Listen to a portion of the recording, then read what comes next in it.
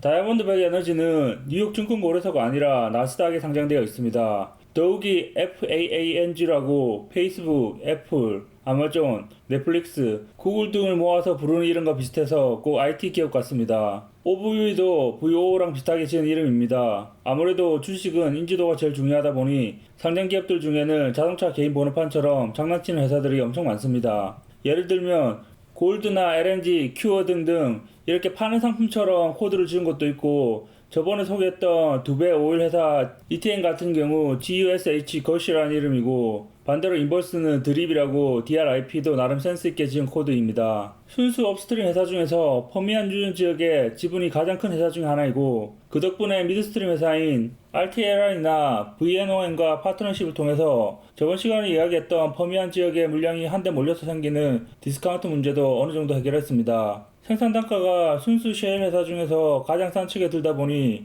다른 경쟁사보다 비교적 빨리 생산량을 회복하고 있습니다. 퍼미안 지역이 셰일 오일의 새로 메카로 뜨기 전부터 이미 퍼미안 지역에 들어와서 생산 단가가 싼 유전들을 선점했습니다. 그런 낮은 생산 단가 덕분에 2, 4분기처럼 유가가 폭락했을 때 다른 회사들은 해지에서 대부분 현금 흐름이 나온 거에 비하면 팡은 해지가 없었어도 플러스 현금 흐름을 보였을 겁니다. 쉽게 말해서 WTI 유가가 45불 정도만 돼도 새 유정을 개발해서 세금과 비용을 제하더라도 꽤 괜찮은 수익을 올릴 수 있을 겁니다. 오일 비중이 60% 정도고 천연가스나 NGL 가격이 조금 더 회복한다면 그 기준 유가는 아마 더 내려갈 겁니다. 하지만 모든 오일 회사가 다 그렇듯이 다이아몬드백 에너지도 모든 부채를 상환하고 주식 수익을 제공하기 위해서는 유가가 50불에서 55불 정도는 유지해야 할 겁니다. 올 후반기에 생산량의 95%가 40불에서 45불 사이에 해지가 되어 있고, 내년에도 50% 정도가 해지되어 있습니다. 현재 배당은 약 5% 정도입니다. 전반기 끝나고 순부채 비율이 약 0.55였습니다.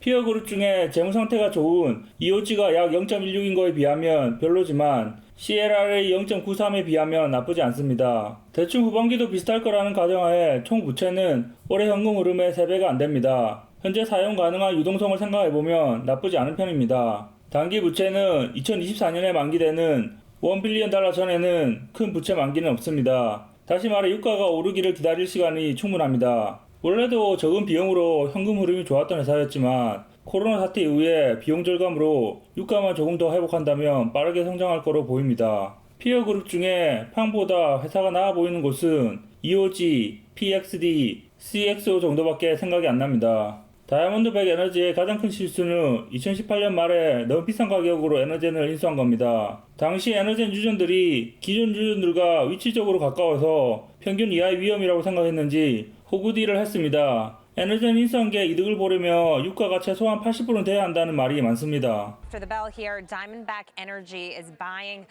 Energen Corporation. This is a deal in the energy patch. The deal worth approximately $9.2 billion.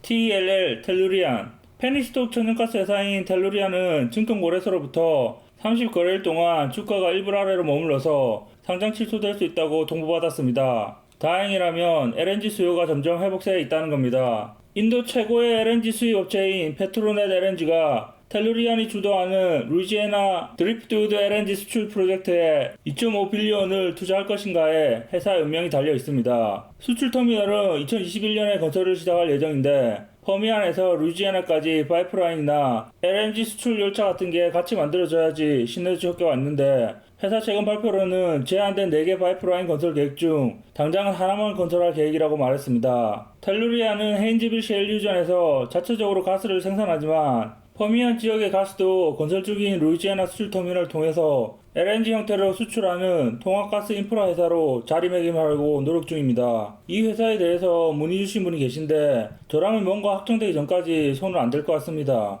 왜냐면 원래 이 프로젝트가 주목받았던 건 규모였는데 지금은 비용 절감을 위해서 원래 계획보다 축소되어 진행되는 모습을 보입니다. 물론 프로젝트 비용을 줄일 수는 있겠지만 원래 기대했던 것과 거리가 있어 보이고 인도 수입 업체의 실제 투자 여부가 관건입니다. HPR 이 회사는 2018년에 빌 바렛과 핍스크릭 에너지가 합병해서 지금의 이름이 되었습니다. 원래는 콜로라도 유인타 셰일 지분이 많았었는데 현재는 와이오밍 동남쪽에 DJ 베신이 주력입니다. 재미있는 사실은 이 회사가 판 유인타 셰일이 오일 함량의 90%에 이르는 등 대박을 쳤습니다. 참고로 오버뷰도 현재 유인타 자산을 소유 중입니다. 이 회사도 어떤 분이 문의하셨는데 지금 주가가 그냥 penny 줄 수준이 아니라 주당 0.2557입니다. 이 정도면 전자거래가 가능한지 모르겠습니다. 아마도 증권사에 따라서 전화로만 주문이 가능할지 모르겠습니다. 해지는 잘 돼 있는 편이지만 이자 부담도 너무 심하고 일단 2022년에 만기되는 350밀리언의 채권을 갚을 수 있을지 모르겠습니다.